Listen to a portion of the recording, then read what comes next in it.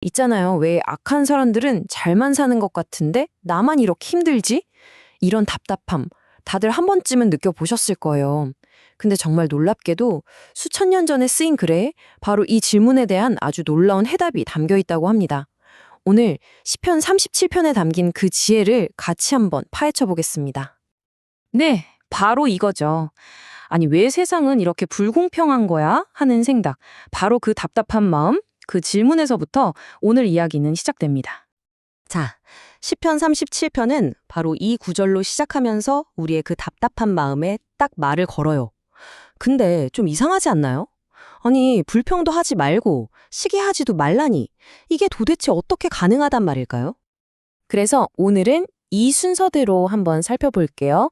먼저 보편적인 답답함부터 시작해서 땅이라는 약속, 그리고 의인의 성품, 또 온유함이라는 놀라운 힘을 거쳐서 마지막으로 평화와 목적을 상속받는다는 게 무슨 뜻인지 알아보겠습니다.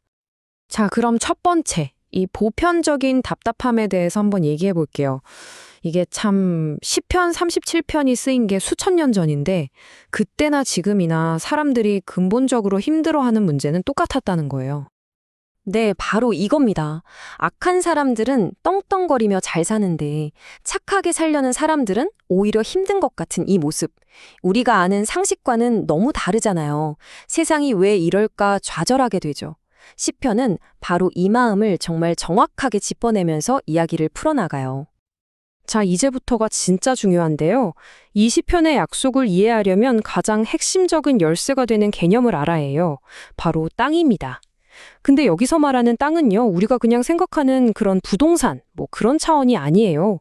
훨씬 더 깊은 의미를 가지고 있습니다. 이 땅에 대한 약속, 이야기는 아주 오래전으로 거슬러 올라가요.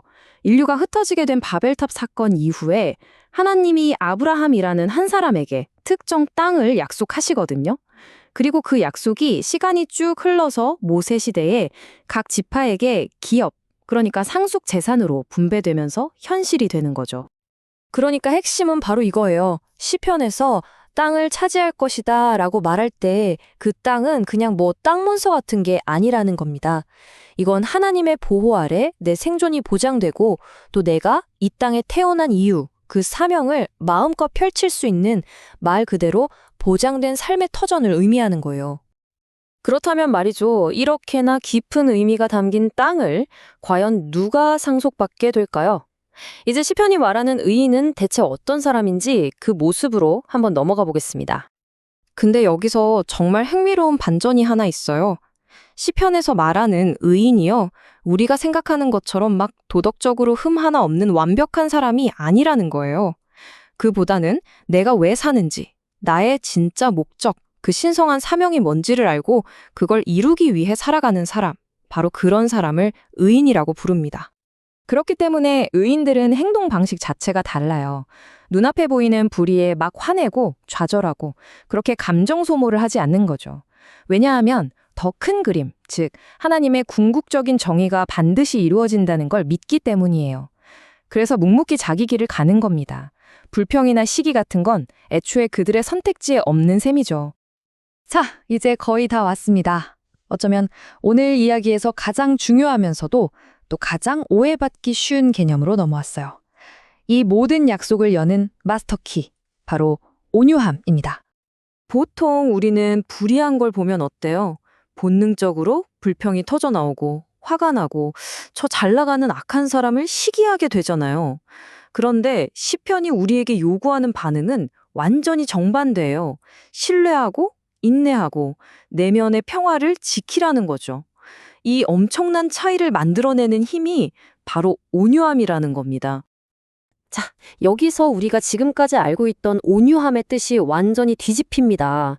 온유하다는 건요, 그냥 약하고 수동적이고 그런 게 절대 아니에요. 오히려 그 반대죠. 비유하자면 거친 폭풍우 속에서도 배를 그 자리에 단단히 고정시키는 닷과 같아요. 하나님의 궁극적인 정의를 너무나도 깊이 믿기 때문에 주변 상황이 어떻든 간에 흔들리지 않는 것, 이게 바로 온유함이라는 엄청나게 강력한 힘입니다. 이 구절을 보면 그 이유가 아주 명확해져요. 온유한 사람이 어떻게 평화를 유지할 수 있냐고요? 바로 악인의 끝이 어떻게 될지를 알기 때문이에요. 모든 걸 지켜보고 계시는 하나님의 시선으로 이 상황을 바라보는 거죠. 그러니까 눈앞의 부조리함에 빠져서 허우적거리지 않을 수 있는 겁니다. 자, 그럼 이제 시편이 말하는 논리의 최종 결론으로 한번 가볼까요? 결국 악인과 이 온유한 자, 그들의 마지막 운명은 어떻게 갈리게 될까요? 보시는 것처럼 두 그룹의 마지막은 정말 극명하게 갈립니다. 의인은 하나님을 자신의 기반으로 삼았기 때문에 결국 땅, 즉 안정된 삶의 터전을 물려받고 완전한 평화를 누리게 돼요. 하지만 자기 힘만 믿고 의지했던 악인은 어떻게 될까요? 결국엔 적이 풀처럼 시들어서 사라져버릴 운명이라고 시편은 단호하게 말합니다. 그리고 바로 이 구절이 시편 37편이 우리에게 주는 핵심적인 약속이라고 할 수 있습니다. 온유한 자들은 땅을 차지하고 풍성한 화평으로 즐거워한다. 온유함이라는 그 힘이 결국 땅과 평화라는 결과로 이어진다는 걸 명확하게 보여주는 거죠. 그러니까 다시 한번 정리하자면 땅을 상속받는다는 건 단순히 부자가 된다는 뜻이 아니에요. 그건 어떤 외부 상황이 닥쳐와도 흔들리지 않는 존재의 안정감을 갖고 내가 왜 사는지 분명한 목적을 가지고 살아가는 것, 바로 그 완전한 평화, 샬롬의 상태를 누리게 된다는 의미입니다. 자, 이 수천 년 전의 지혜가 오늘을 사는 우리에게 아주 깊은 질문을 던지고 있습니다. 모두가 더 공격적으로, 더 자기 목소리를 내야만 살아남는다고 말하는 이 세상에서 과연 우리는 이 조용하지만 가장 강력한 신뢰에서 나오는 힘, 온유함을 어떻게 우리의 삶 속에서 실천하며 살아갈 수 있을까요?